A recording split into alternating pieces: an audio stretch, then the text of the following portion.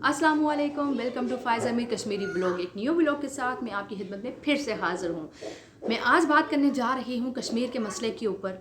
ये इतना आसान और इतना हलवा कोई नहीं है कि हम ऐसे ही बात करें और मसला हल हो जाए। मैंने अपनी बहुत सारी पुरानी वीडियोस में भी इस चीज़ का तबसरा किया है कि जो कश्मीर का जो बहुत ज़्यादा सेंसिटिव और बहुत नाजुक जो मसला है, इसके ऊपर लोग बात करने से डरते हैं।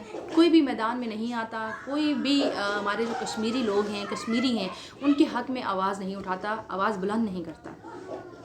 लेकिन मैं अपने हिस्से का जो मेरा हक़ है, जो मेरा जहाद है, वो मेरे अल्फाज हैं, वो मेरी कलम है, वो मैं आप तक ज़रूर बयान करूँगी।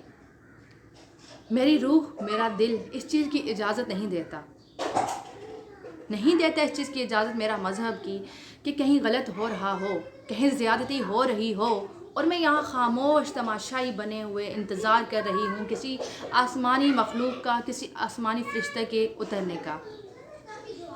हर इंसान के अंदर मेरे रब ने, मेरे अल्लाह ने हर इंसान के अंदर एक अच्छा इंसान, एक फ़रिश्ता पहले से ही डाल रखा है। लेकिन हमें उसको देखने के लिए वो आँखें चाहिए, वो सोच, वो नज़रिया चाहिए, क्योंकि हम लोग सिर्फ़ और सिर्फ गलत बुराई को ही अपनाते हैं। अच्छाई को हम देखना पसंद नहीं करते, अच्छाई वाले रास्ते पे जाना पसंद नहीं करते। अब कश्मीर के अंदर इतना कुछ हो रहा है, इतने ज़्यादा लोग मुलव्वस हैं इस चीज़ को लेके कि वहाँ जो भी हो रहा है उसके लिए कोई भी आवाज़ नहीं उठाता, कोई भी बात नहीं करता, कोई भी मैदान में उतरता नहीं है। किस चीज़ का डर और खौफ है? भाई आप बात तो कर सकते हैं, आप बात करें, अपने जज्बात का इजहार करें। आप कुछ नहीं कर सकते, आप तलवार को, कोई नहीं कहता कि आप तलवार उठाएं या बंदूक उठाएं, आप मैदान में इस तरह से उतरें। आप कम से कम अपने अल्फाज के ज़रिए, अपने जज्बात के ज़रिए, अपने जो तबसरे हैं, जो आपके हकीकत है, उसके ऊपर बात तो कम से कम करें। कम से कम आप किसी के दिल में इतनी मोहब्बत तो उजागर करें, कम से कम आप इंसान को तो ज़िंदा करें। मुल्क आप बाद में किसी को दीजिएगा या मुल्क आप किसी से बाद में लीजिएगा। मुल्क में कौन रहता है? कोई भी कंट्री हो, कोई भी सिटी हो, कोई भी मुल्क हो, उसमें कौन रहता है? इंसान रहते हैं, लोग रहते हैं। मज़हब तो बाद में डिसाइड होते हैं, पहले आप इंसान हैं।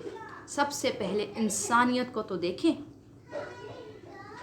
कैसे आप लोग अपने मुंह में निवाला डाल सकते हो जब आपको मालूम हो कि वहाँ पे इतना जुल्म है, इतना तशद्दुद है, इतना ज़्यादा कत्ल व गैरत है। आप अपने मुंह में वो निवाला, वो खाना कैसे ले जा सकते हैं? कैसे किसी की क्या आपने सदाबहार सारी ज़िंदगी ज़िंदा रहना है? हरगिज़ नहीं। ये तकब्बर, ये गरूर, ये फ़िरका वारियत, ये नस्ल, ये रंग, ये ज़ात, ये पात का फ़र्क इंसान का पैदा करदा है। ये हमने पैदा किया।